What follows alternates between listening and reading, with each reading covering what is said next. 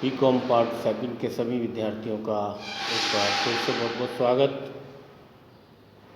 आज हम मैनेजमेंट विषय को पढ़ रहे हैं और मैनेजमेंट में भी बहुत ही महत्वपूर्ण चैप्टर का अध्ययन किया जा रहा है, जिसको हम कहते हैं समन्वय, कोऑर्डिनेशन।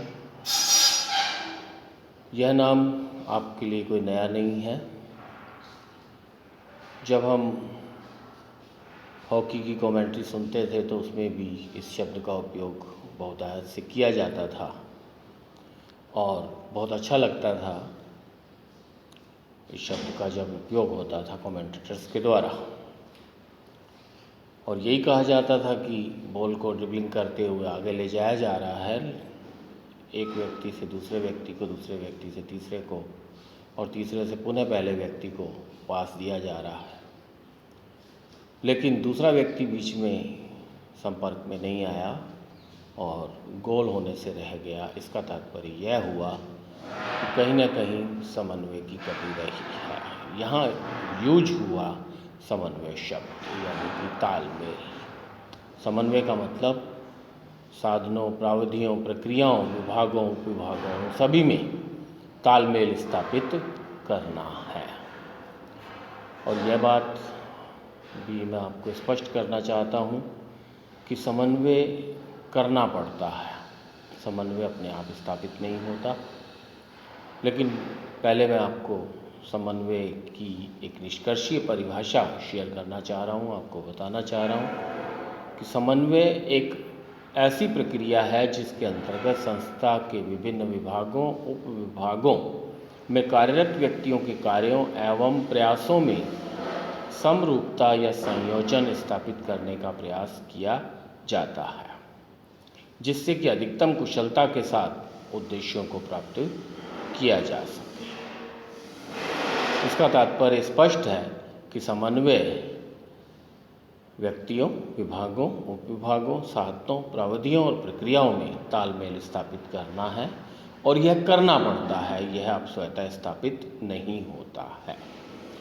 इसी कारण से समन्वय और सहकारिता में अंतर स्पष्ट हो जाता है। सहकारिता स्वेच्छा से होता है, जबकि समन्वय स्थापित किया जाता है।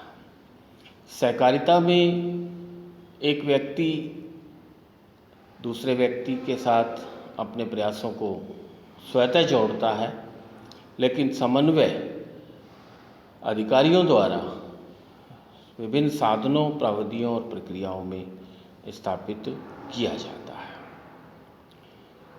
अब एक महत्वपूर्ण बात आती है कि समन्वय और प्रबंध का क्या संबंध है। तो ये कहा जाता है कि समन्वय प्रबंध का सार है, अर्थात समन्वय प्रबंध का निचोड़ है, समन्वय प्रबंध की कुंजी है। इसका मतलब यह हुआ कि समन्वय प्रबंध का प्रकार तो है, जैसे नियोजन, संगठन, नियुक्ति, निर्देशन, नियंत्रण, अभिप्रेरण आदि कार्य हैं, वैसे समन्वय कार्य की श्रेणी में ही आता है। लेकिन यह ऐसा कार्य है जिस पर कि अन्य सभी कार्य आधारित हैं, क्योंकि यही सभी कार्यों में काम आने वाला है और इसी से प्रबंध के अन्य जो कार्य हैं वो निष्पादित या संपादित होते हैं। अब मैं पृथक पृथक इन कार्यों पर चर्चा कर रहा हूँ। जैसे पहला कार्य नियोजन का कार्य। नियोजन का कार्य यानी कि प्लानिंग या प्रबंध का प्राथमिक और बौद्धिक कार्य है और एक प्रक्रिया के रूप में होता है। इस कार्य में समन्वय स्थापित कैसे होता है मैं आपको बताता हूँ कि नियोजन जब किया जाता है तो वह भविष्य के लिए होता है और उच्च स्तर के अधिकारियों से लेकर निम्न स्तर के अधिकारियों और कर्मचारियों तक योजना बनती है। उन सबके कार्यों में तालमेल स्थापित करने का कार्य समन्वय से ही संभव हो सकता है। संगठन में भी समन्वय जरूरी है। संगठन में अधिकार और दायित्व बांटे जाते हैं और यह सुनिश्चित किया जाता है कि उनमें संप्रेषण व्यवस्था विद्यमान हो। समन्वय को अपनाने से ही अधिकार और दायित्व स्थापित हो सकते हैं, संप्रेषण व्यवस्था सुनिश्चित हो सकती है और संप्रेषण व्यवस्था समन्वय के अभाव में सुनिश्चित नहीं की जा सकती। इसी प्रकार नियुक्ति, निर्देशन और नियंत्रण में भी समन्वय को अपनाया जाता है। जैसे मैं ये कहूँ कि नियंत्रण प्रबंध का अंतिम कार्य है लेकिन नियोजन से जुड़ा हुआ है, तो इसका तात्पर्य यह हुआ कि योजनाएं बनती हैं, उनका क्रियान्वयन होता है, पर्यवेक्षण होता है, नियंत्रण होता है और पुनः योजनाएं बनती हैं। तो नियंत्रण में समन्वय इस तरह स्थापित होगा कि जो लक्ष्य निर्धारित किए थे क्या उन्हें प्राप्त किया गया है या नहीं। कहीं ऐसा तो नहीं कि तालमेल की कमी के कारण या समन्वय के अभाव के कारण हम अपने लक्ष्यों को प्राप्त नहीं कर पाए। तो इसके लिए समन्वय को अपनाया जाता है। तो अंत में मैं इसमें यही कहूँगा कि जो समन्वय है वो प्रबंध का सार है, अर्थात समन्वय की स्थिति बिल्कुल उस धागे की तरह है जिसमें सभी फूलों को पिरोया जाता है। अर्थात समन्वय के इर्द गिर्द ही नियोजन, संगठन, नियुक्ति, निर्देशन और नियंत्रण आदि प्रकार संपादित होते हैं। तो मैं ये कहना चाहूँगा कि यह बात किसी ने भी कही है वह सही कही है कि समन्वय प्रबंध का सार है, निचोड़ है, धागा है जिसमें फूलों को पिरोया जा रहा है या प्रबंध के जो प्रकार रूपी फूल हैं उनको पिरोया जाता है। अब मैं कुछ चर्चा समन्वय की आवश्यकता और महत्व की भी करता हूँ। ये बात ठीक है कि समन्वय की आवश्यकता है और मैं प्रारंभ से ही इस बात पे चर्चा करता आ रहा हूँ कि समन्वय के अभाव में या समन्वय के बिना हम प्रबंधकीय कार्यों को नहीं कर सकते। अगर समन्वय को अपनाएंगे तो उससे यह लाभ प्राप्त होंगे जो आपको स्क्रीन पे दिखाई दे रहे हैं, उन पे चर्चा कर लेता हूँ।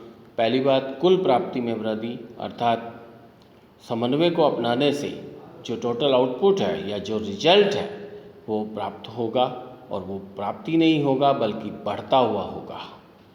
दूसरे कार्यों की कुंजी उपरोक्त शीर्षक में ही मैं आपको स्पष्ट कर चुका हूँ कि नियोजन, संगठन, नियुक्ति, निर्देशन, नियंत्रण आदि प्रकारों में समन्वय की आवश्यकता है। समन्वय को अपनाया जाता है और वह कार्य सभी समन्वय से ही संचालित होते हैं।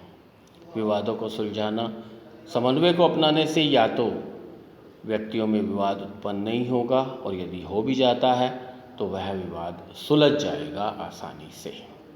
मानवीय संबंधों पे जोर देता है समन्वय, क्योंकि मानव मशीन नहीं है, मशीनों का उपयोग अवश्य करता है, लेकिन समन्वय को अपनाने से मानवीय संबंधों को बल मिलता है, ताकत मिलती है। अच्छे कर्मचारी रुक जाते हैं संस्था में, जो पांचवें बिंदु के रूप में आपको दिखाई दे रहा है, क्योंकि व्यक्ति का उसकी कार्य संतुष्टि से संबंध है और जब तालमेल से कार्य होता है तो व्यक्ति संतुष्ट होता है और अच्छे कर्मचारी संस्था में बने रहते हैं। विविधता में एकता, यह तो समन्वय की बहुत बड़ी खूबी है, बहुत बड़ी बात है कि विविधता में एकता स्थापित होती है। अर्थात संस्था में विभिन्न व्यक्ति विभिन्न भाषाओं, बोलियों, विचारों आदि के हैं और समन्वय से उन सबके विचारों को एक रूपता में स्थापित किया जाता है, इसलिए भी समन्वय का महत्व है। कर्मचारियों के मनोबल में वृद्धि होती है, इसलिए भी समन्वय का महत्व है, क्योंकि मन का बल, मन की शक्ति, आंतरिक शक्ति समन्वय से स्थापित हो जाती है। कार्यों की पुनरावृत्ति नहीं होती, बिल्कुल ठीक बात है। वर्क रिपीटेशन नहीं होता, क्योंकि कार्यों को पहले ही इस ढंग से सुनिश्चित किया जाता है कि उसकी पुनरावृत्ति ना हो। इसी तरह व्यवस्थित क्रम प्रदान करने का कार्य भी समन्वय से होता है और साधनों के अपव्यय को भी रोका जा सकता है। समन्वय के महत्व को समझने के पश्चात हम समन्वय के प्रकार भी समझ लें। समन्वय एक तो लंबवत होता है जो उच्चाधिकारियों से अधीनस्थों तक सुनिश्चित होता है। क्षैतिज समन्वय जिसमें कि समान स्तर के अधिकारियों के बीच होता है, जैसे वित्त विभाग, उत्पादन विभाग, विपणन विभाग, सेवावर्गीय विभाग आदि में समन्वय, क्योंकि सभी विभाग एक दूसरे पर आश्रित हैं, निर्भर हैं और इनमें तालमेल बनाना जरूरी होता है।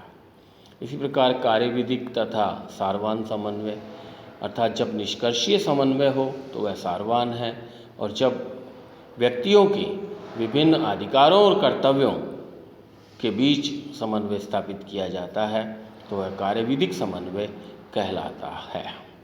इसी प्रकार आंतरिक एवं बाह्य समन्वय भी होता है जब संस्था के विभिन्न विभागों, उपविभागों, विधियों, कार्यविधियों, प्रक्रियाओं, मशीनों, यंत्रों, उपकरणों में समन्वय स्थापित होगा तो वह आंतरिक समन्वय कहलाएगा।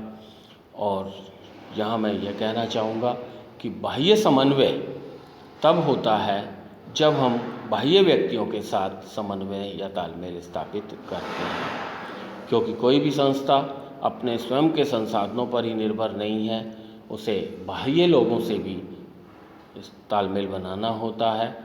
तो जब हम सरकार के साथ, समाज के साथ, उपभोक्ताओं के साथ तालमेल बनाने का प्रयास करते हैं तो वह बाह्य समन्वय की श्रेणी में आता है।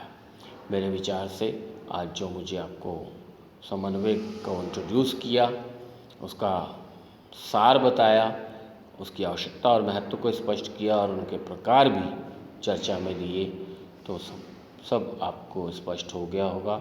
पूर्व की भांति मैं यही कहूँगा कि पुस्तक की सहायता से इसे विस्तृत रूप से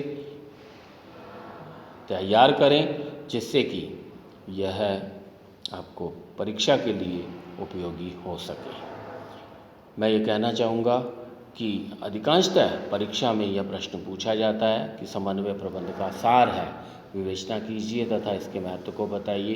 तो इसमें आपको इन 5 जो बिंदु मैंने आपको बताए, नियोजन, संगठन, नियुक्ति, निर्देशन, नियंत्रण, इनको एक्सप्लेन करते हुए, इनको समझाते हुए इसके महत्व के बिंदुओं को स्पष्ट करना होगा। नमस्कार, धन्यवाद।